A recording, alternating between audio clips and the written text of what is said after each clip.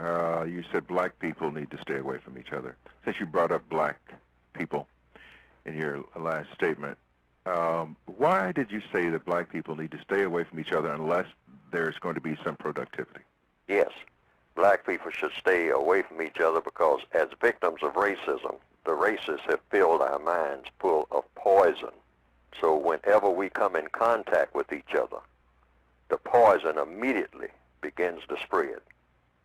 Black people walk around full of poison. You can almost see it in our eyes. When we pass each other on the sidewalks, we're loaded with it. It's been put there. We weren't born with it. We didn't have that look in our eyes when we were little people, just little toddlers. We were wide open to the world, just like all people are when you're a toddler. But when you are in an evil system, a system that is designed deliberately to produce evil thoughts, to produce animosity, to produce violence, then that toddler, as he or she grows, begins to pick up the poison that's already here. And then the poison is spread as that person comes in contact, particularly with persons of like persuasion.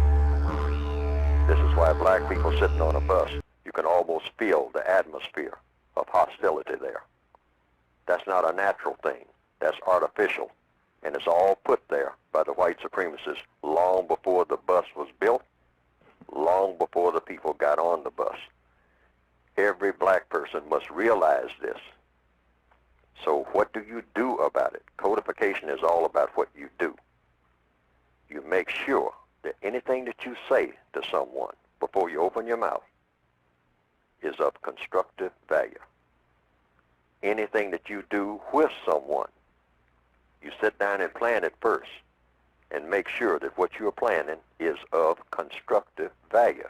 Otherwise, black people should go the other way when they see each other. They shouldn't even come in contact with each other. They should cross the street almost before they say anything to each other, because once they say anything, the poison starts, unless they already have something in mind to say that is of constructive value.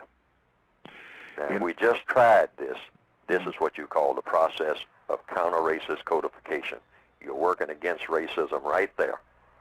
But see, black people just cannot continue to do like they're doing, and that is wait until they make contact and then try to figure out what to say and what to do, and it comes out all messed up right from the jump. As we well know from experience, we should have learned that by now. So we should agree that we avoid each other. Avoid each other like we are carrying SARS. That's what I was going to say, put in the terms of that we're carrying viruses. Yes. Yes. There is such a virus as, social viruses that we send, messages that we send with eye contact, with everything. This is why you'll find a black person who will gun down someone with a 9mm in a line in a grocery store about nothing but a look. Mm-hmm. We're so full of poison, we're loaded with it. So if we back off from each other, avoid each other, and say, now I'm not going to say anything to this person that I see coming a block away unless it's something constructive. Otherwise, I'm going to avoid eye contact and every other kind of contact. Well, see, now, there is a governor on black people where that poison doesn't take place. And that is when that same black people, two black people coming down the street, they will start building up poison for each other a block away. But when they come in contact with white people, the poison is nullified because they know that white people can put a hurting on them. They know where power really is. Unless, of course, they happen to corner some white person off somewhere in an alley or something. But black people don't have that automatic poison rising to the surface because the poison hasn't been put there for them to have that kind of animosity toward white people. Now, that's not to say that it should be there, but the poison shouldn't be there at all. Black people should be like Mr. Rogers when it comes to interacting with each other. Is this subconscious that we have this poison in us and that are not aware of it? And I know that the answer to the question, but I have to pose the question to you. We are not only aware of it, we have come to glorify it. Black people wake up in the morning thinking about how we can spread poison among each other. Consciously and we call or it, subconsciously? It's conscious, because now it has become the black lifestyle. We call it the ghetto lifestyle. We call it the black community lifestyle. It is a major disaster of the planet. Major. This is why we slaughter each other all over the planet in huge numbers, just like it's nothing at all. It's nothing like the sound of the 9mm, one of Adolf Hitler's favorite cartridges. Hitler's been long dead, and he is reported to have not cared very much for black people. But one of the bullets that came out of World War II was a 9mm cartridge, and it is being used everywhere among black people and glorified as the principal instrument for spreading poison and making death among black people wherever they happen to be. The sound of the 9mm in the night. Pow, pow, pow, pow, pow. Glorified and enjoyed by many black people wherever they happen to be. It is a total universal disgrace. But we have that. So how do you avoid it? Avoid contact.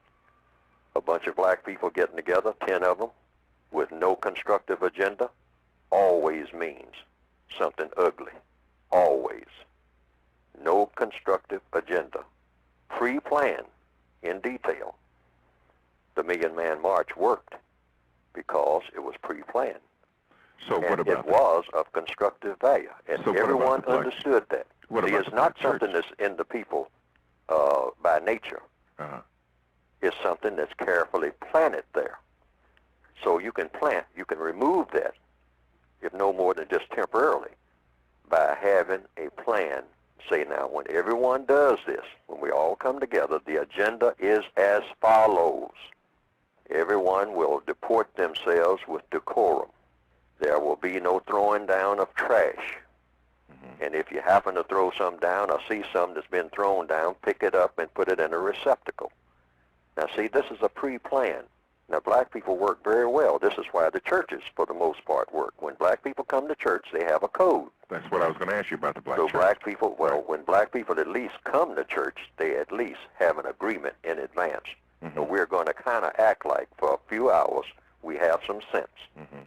Unlike the way we acted before we came in here, even though when we leave here we're going to revert to type. But for 2 or 3 hours, we're going to go according to the little code that we have set up about the way you conduct yourself during these services. And so that's just a little respite. What about religion? Well, religion is nothing. Here again, you define what is a religion. It's a strong belief backed up by action. Okay. Now, the strongest religion on the planet is the religion of white supremacy. Now, a person might say, well, white supremacy is not a religion. Yes, it is. It's a strong belief backed up by action that has a God. Well, what is the God of a white supremacist? The God of a white supremacist is a white supremacist. They are their own gods. This is why they are very determined and very focused and very arrogant and very efficient. When they get ready to do anything, they have total confidence, and they do not take kindly to any images of a God that does not look exactly like them. They consider any other images as being inferior or non-existent. Okay. So it's everything that a white supremacist does reinforces white supremacy. They don't come around. They don't even come around black people unless they have that in mind. Or unless they have to. Everything. Unless they have to. Yes. And the only time they do, the only time they show up anywhere, it has something to do with the muscle of white supremacy. Mm-hmm. Otherwise, they're not going to show. Even when they come in the guise of doing other things, as people who are called Indians will testify. They'll say that they come, here again with the words, the forked tongue. And they're very efficient. But I don't want to spend all of the day just talking about what they do. A lot of people are familiar with that. And a lot of people may not be. But I also want to emphasize, what do you do? Like we have touched on some things. Yes. In every instance, meaning in every situation that you're in, there should be a prescribed way. That's the one thing that black people do not have, is a codified way of handling every situation. Not some, not guesswork, not shuffling and head scratching and wondering what to do or what to say, but precision work. That's the one thing that's missing. That's the one thing that has been missing ever since everybody started trying to deal with racism.